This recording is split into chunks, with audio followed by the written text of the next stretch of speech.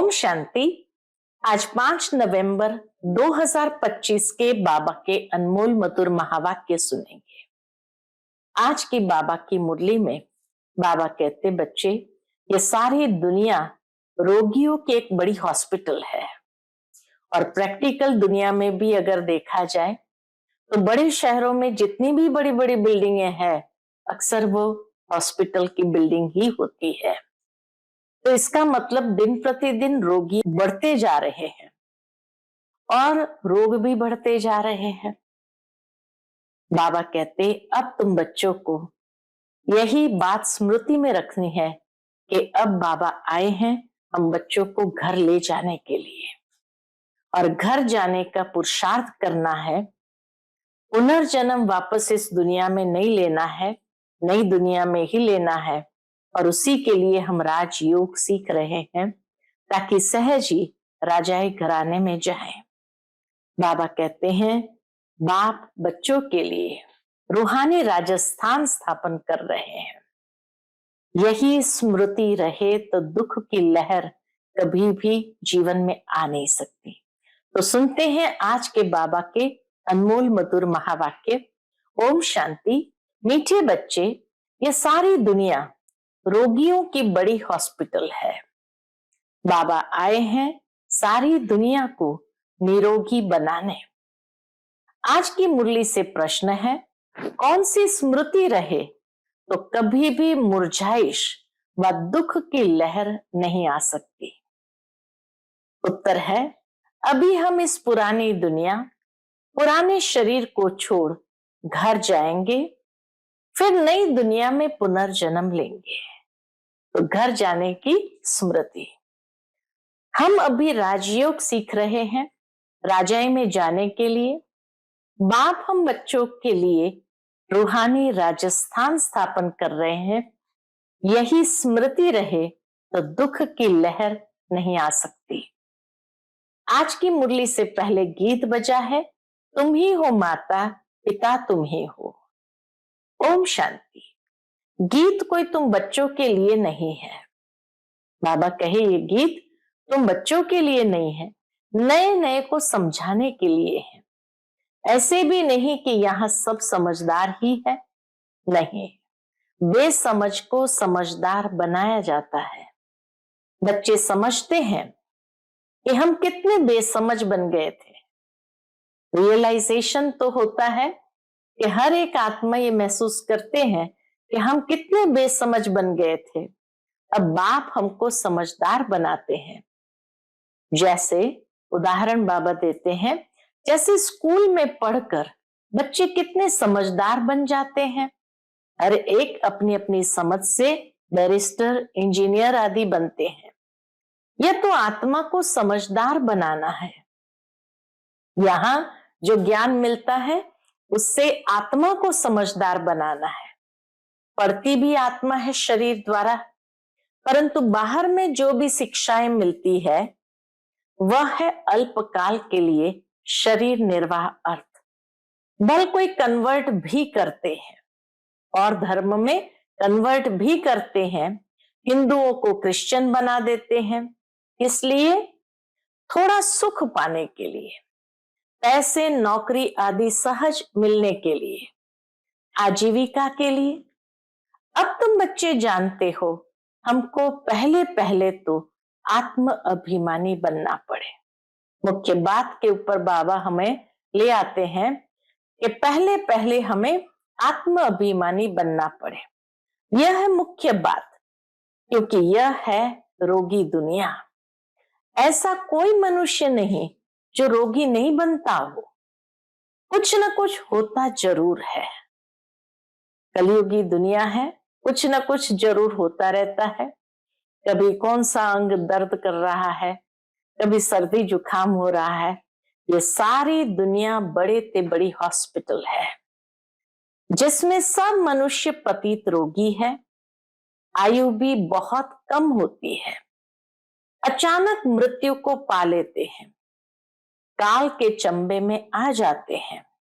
यह भी तुम बच्चे जानते हो। तुम बच्चे सिर्फ भारत की ही नहीं, सारे विश्व की सर्विस करते हो, गुप्त रीति। मूल बात है कि बाप को कोई नहीं जानते, मनुष्य होकर और पारलौकिक बाप को नहीं जानते, उनसे प्यार नहीं रखते, न जानते हैं न बाबा से प्यार रखते हैं। अब बाप कहते हैं मेरे साथ प्यार रखो। मेरे साथ प्यार रखते रखते तुमको मेरे साथ ही वापस चलना है। जब तक वापस चलो तब तक इस छीछी दुनिया में रहना पड़ता है। पहले पहले तो देह अभिमानी से देही अभिमानी बनो, देह अभिमानी से देही अभिमानी बनो, तब तुम धारणा कर सकते हो और बाप को याद कर सकते हो। अगर देही अभिमानी नहीं बनते तो कोई काम के नहीं। देह अभिमानी तो सब है, आज सारी दुनिया में सब देह अभिमानी है। तुम समझते भी हो कि हम आत्म अभिमानी नहीं बनते, बाप को याद नहीं करते, तो हम वही है जो पहले थे। मूल बात ही है देही अभिमानी बनने की। इस ज्ञान मार्ग में मूल बात ही है देही अभिमानी बनने की, न कि रचना को जानने की। गाया भी जाता है रचता और रचना का ज्ञान, ऐसे नहीं कि पहले रचना फिर रचता का ज्ञान, नहीं, पहले रचता फिर रचना को जानना है। पहले रचता वही बाप है। कहा भी जाता है एक गॉड फादर, वह आकर तुम बच्चों को आप समान बनाते हैं। बाप तो सदैव आत्माभिमानी है ही, इसलिए वह सुप्रीम है। बाप कहते हैं मैं तो आत्माभिमानी हूं, जिसमें प्रवेश किया है उनको भी आत्माभिमानी बनाता हूं। इनमें प्रवेश करता हूं, इनको कन्वर्ट करने, क्योंकि यह भी देह अभिमानी थे। ब्रह्मा बाबा भी पहले देह अभिमान में थे। इनको भी कहता हूं अपने को आत्म समझ मुझे यथार्थ रीति याद करो। शिव बाबा ब्रह्मा बाबा को भी सबसे पहले यही कहते, अपने को आत्म समझ मुझे यथार्थ रीति याद करो। ऐसे बहुत मनुष्य है जो समझते हैं आत्मा अलग है, जीव अलग है। आत्मा देह से निकल जाती है तो दो चीज हुई ना। बाप समझाते हैं तुम आत्मा हो, आत्मा ही पुनर्जन्म लेती है, आत्मा ही शरीर लेकर पाठ बजाती है। बाबा बार बार समझाते हैं अपने को आत्मा समझो, इसमें बड़ी मेहनत चाहिए। जैसे स्टूडेंट पढ़ने के लिए एकांत में बगीचे आदि में जाकर पढ़ते हैं, पादरी लोग भी घूमने जाते हैं तो एकदम शांत रहते हैं, वह कोई आत्म अभिमानी नहीं रहते, क्राइस्ट की याद में रहते हैं।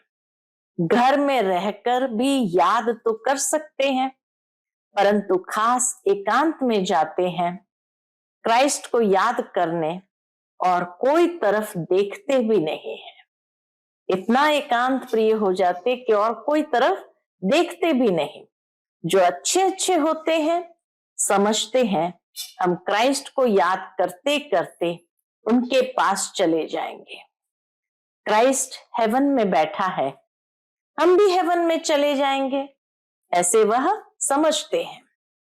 यह भी समझते हैं क्राइस्ट हेवनली गॉड फादर के पास गया, हम भी याद करते करते उनके पास जाएंगे। सब क्रिश्चियन उस एक के बच्चे ठहरे, उस एक गॉड फादर के बच्चे ठहरे। उनमें कुछ ज्ञान ठीक है, लेकिन क्राइस्ट की आत्मा तो ऊपर गई ही नहीं। क्राइस्ट नाम तो शरीर का है, जिसको फांसी पर चढ़ाया। आत्मा तो फांसी पर नहीं चढ़ती है। अब क्राइस्ट की आत्मा गॉड फादर के पास गई, ये कहना भी रॉन्ग हो जाता है। वापस कोई कैसे जाएंगे? हर एक को स्थापना फिर पालना जरूर करनी होती है।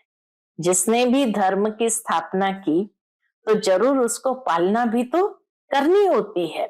मकान को पोताई आदि कराई जाती है, यह भी पालना है ना। अब बेहद के बाप को तुम याद करो। यह नॉलेज बेहद के बाप के सिवाय कोई दे न सके। अपना ही कल्याण करना है, रोगी से निरोगी बनना है। यह रोगियों की बड़ी हॉस्पिटल है। सारे विश्व रोगियों की हॉस्पिटल है। रोगी जरूर जल्दी मर जाएंगे, बाप आकर इस सारे विश्व को निरोगी बनाते हैं। ऐसे नहीं कि यहां ही निरोगी बनेंगे। बाप कहते हैं निरोगी होते ही है नई दुनिया में। यहां तो सब रोगी है, निरोगी कोई नहीं, लेकिन निरोगी होते ही है नई दुनिया में। पुरानी दुनिया में निरोगी हो न सके। ये लक्ष्मी नारायण निरोगी एवर हेल्दी है, वहां आयु भी बड़ी होती है। रोगी विशस होते हैं, वाइसलेस रोगी नहीं होते। वाइसलेस रोगी नहीं होते, वह है ही संपूर्ण निर्विकारी। बाप खुद कहते हैं इस समय सारी विश्व, खास भारत रोगी है। इस समय सारी विश्व, उसमें भी खास भारत रोगी है। तुम बच्चे पहले पहले निरोगी दुनिया में आते हो, निरोगी बनते हो याद की यात्रा से। याद से ही चले जाएंगे अपने स्वीट होम। यह भी एक यात्रा है, आत्मा की यात्रा है। बाप परमात्मा के पास जाने की यात्रा। यह आत्मा की यात्रा है, कहां जाने की? बाप परमात्मा के पास जाने की। यह है स्पिरिचुअल यात्रा। यह अक्षर कोई समझ नहीं सकेंगे। स्पिरिचुअल यात्रा ये कोई समझ नहीं सकेंगे कि कैसे आत्मा यात्रा पर जाती है। तुम भी नंबरवार जानते हो, परंतु भूल जाते हो। मूल बात है यह, समझाना भी बहुत सहज है, परंतु समझाए वह जो खुद भी रूहानी यात्रा पर हो। खुद होगा नहीं, दूसरे को बताएंगे तो तीर नहीं लगेगा। सच्चाई का जौहर चाहिए। हम बाबा को इतना याद करते हैं जो बस। स्त्री पति को कितना याद करती है? यह है पतियों का पति, बापों का बाप, गुरुओं का गुरु। गुरु लोग भी उस बाप को ही याद करते हैं। क्राइस्ट भी बाप को ही याद करते थे, परंतु उनको कोई जानते नहीं। गॉड फादर को कोई जानते नहीं। बाप जब आए तब आकर अपनी पहचान देवे। भारतवासियों को ही बाप का पता नहीं है तो औरों को कहां से मिल सकता? परिचय कहां से मिल सकता? विलायत से भी यहां आते हैं योग सीखने के लिए। समझते हैं प्राचीन योग भगवान ने सिखाया। यह है भावना। प्राचीन योग भगवान ने सिखाया तो यह है उनकी भावना। बाप समझाते हैं सच्चा सच्चा योग तो मैं ही कल्प कल्प आकर सिखलाता हूं। एक ही बार। मुख्य बात है अपने को आत्मा समझ बाप को याद करो। इसको ही रूहानी योग कहा जाता है। आत्मा समझकर बाप को याद करना, इसको ही रूहानी योग कहा जाता है। बाकी सबका है जिस्मानी योग। ब्रह्म से योग रखते हैं, वह भी बाप तो नहीं है, वह तो महतत्व है, रहने का स्थान। तो राइट एक ही बाप है, एक बाप को ही सत्य कहा जाता है। यह भी भारतवासियों को पता नहीं कि बाप ही सत्य कैसे है। वही सचखंड की स्थापना करते हैं। सचखंड और झूठखंड। तुम जब सचखंड में रहते हो तो वहां रावण राज्य ही नहीं होता। आधा कल्प बाद रावण राज्य झूठखंड शुरू होता है। सचखंड पूरा सतयुग को कहेंगे, फिर झूठखंड पूरा कलयुग का अंत। सचखंड सतयुग को कहेंगे, फिर झूठखंड पूरा कलयुग का अंत। अभी तुम संगम पर बैठे हो, न इधर हो न उधर हो। तुम ट्रैवल कर रहे हो, यात्रा कर रहे हो। आत्मा ट्रैवल कर रही है, आत्मा ही यात्रा कर रही है, शरीर नहीं। बाप आकर के यात्रा करना सिखलाते हैं। यहां से वहां जाना है, ये बुद्धि की यात्रा है। तुमको यह सिखलाते हैं। वो लोग फिर स्टार्स, मून आदि तरफ जाने की ट्रैवल करते हैं। अभी तुम जानते हो उनमें कोई फायदा नहीं।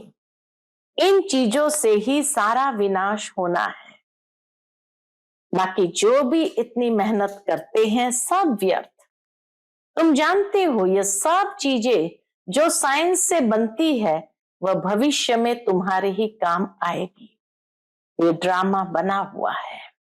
बेहद का बाप आकर पढ़ाते हैं तो कितना रिगार्ड रखना चाहिए। टीचर का वैसे भी बहुत रिगार्ड रखते हैं। दुनिया में स्टूडेंट टीचर का वैसे भी बहुत रिगार्ड रखते हैं। टीचर फरमान करते हैं, अच्छी रीति पढ़कर पास हो जाओ। अगर फरमान को नहीं मानेंगे तो नापास हो जाएंगे। बाप भी कहते हैं, तुमको पढ़ाते हैं विश्व का मालिक बनाने। ये लक्ष्मी नारायण मालिक है, बल प्रजा भी मालिक है, परंतु दर्जे तो बहुत है ना। भारतवासी भी सब कहते हैं ना हम मालिक है। गरीब भी भारत का मालिक अपने को समझेगा, परंतु राजा और उनमें फर्क कितना है। गरीब भी समझेगा हम भारत के मालिक हैं, परंतु बाबा कहे दोनों में अंतर तो बहुत है। कहाँ गरीब प्रजा और कहाँ शाहूकार या राजा। नॉलेज से मर्तबे का फर्क हो जाता है। इसी तरह यहाँ भी जैसे जैसे नॉलेज को जीवन में धारण करते जाते हैं तो नॉलेज से ही मर्तबे का फर्क हो जाता है। नॉलेज में भी होशियारी चाहिए, पवित्रता भी जरूरी है, तो हेल्थ वेल्थ भी चाहिए।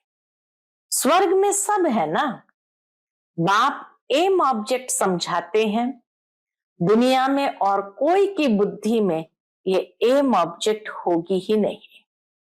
तुम फट से कहेंगे हम यह बनते हैं, सारे विश्व में हमारी राजधानी होगी। यह तो अभी पंचायती राज्य है। पहले थे डबल ताजधारी, फिर एक ताज, अभी 9 ताज। सतयुग त्रेता में है डबल ताजधारी, द्वापर में फिर भी एक ताजधारी, और अभी कलयुग में तो 9 ताज। बाबा ने मुरली में कहा था, यह भी चित्र हो, डबल सिर ताज राजाओं के आगे सिंगल ताज वाले माथा झुकाते हैं। अभी बाप कहते हैं, मैं तुमको राजाओं का राजा डबल सिर ताज बनाता हूं। वह है अल्पकाल के लिए, यह है 21 जन्मों की बात। पहली मुख्य बात है पावन बनने की। बुलाते भी है कि आकर पतित से पावन बनाओ। ऐसे नहीं कहते राजा बनाओ। अभी तुम बच्चों का है बेहद का सन्यास। इस दुनिया से ही चले जाएंगे अपने घर। इसको कहते हैं बेहद का सन्यास। फिर हेवन में आएंगे। अंदर में खुशी रहनी चाहिए।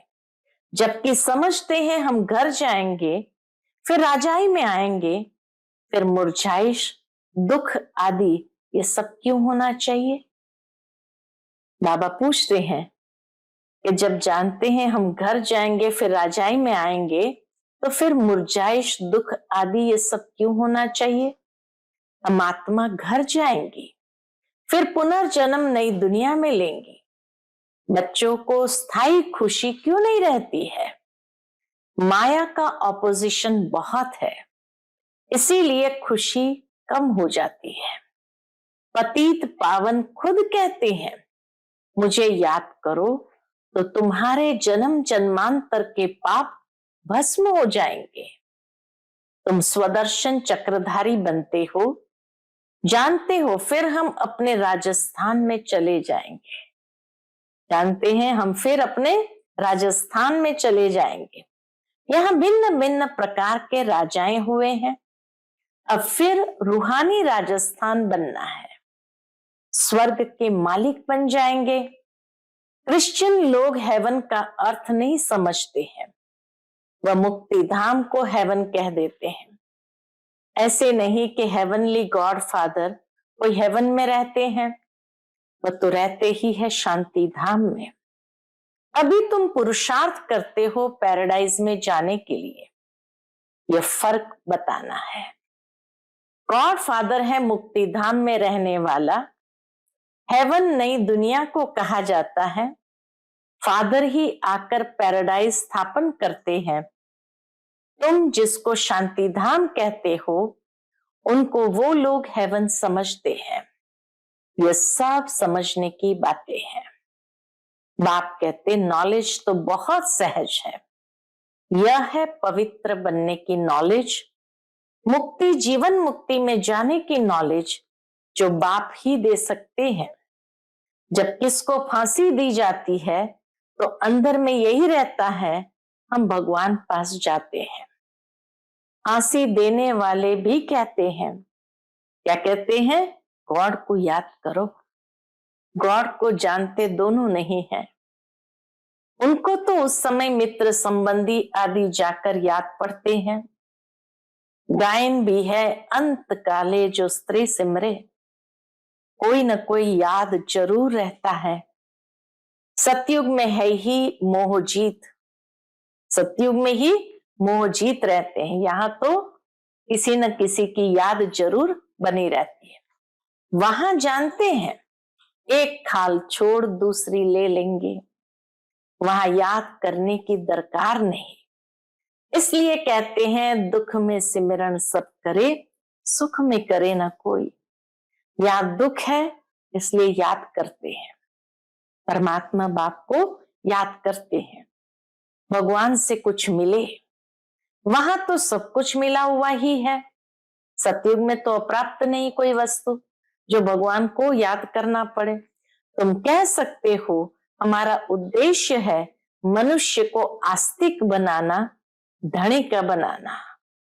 अभी सब निधन के हैं, हम धन का बनते हैं। सुख शांति संपत्ति का वर्षा देने वाला बाप ही है। इन लक्ष्मी नारायण की कितनी बड़ी आयु थी यह भी जानते हैं। भारतवासियों की पहले पहले आयु बहुत बड़ी रहती थी, अब छोटी है। क्यों छोटी हुई है?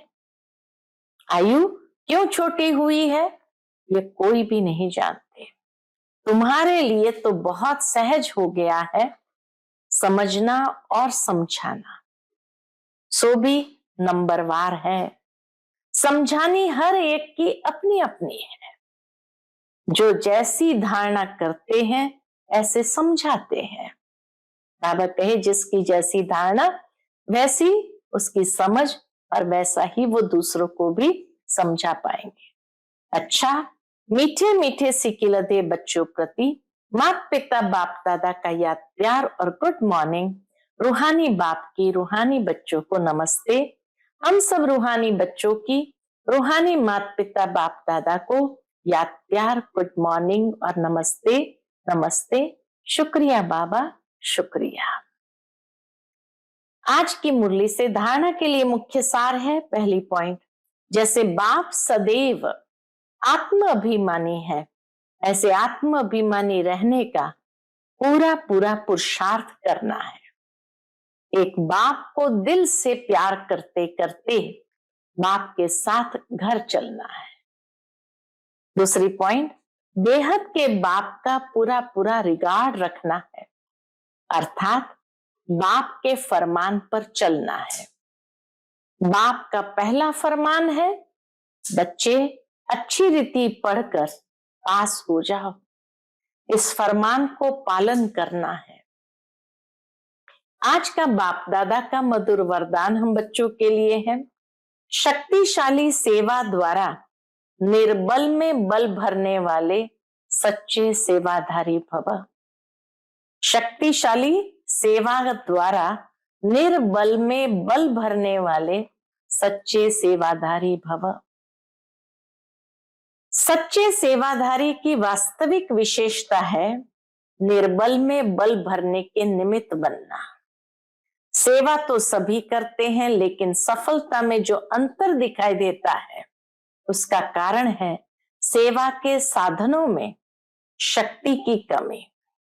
जैसे तलवार में अगर जौहर नहीं तो वह तलवार का काम नहीं करती, ऐसे सेवा के साधनों में यदि याद की शक्ति का जौहर नहीं तो सफलता नहीं।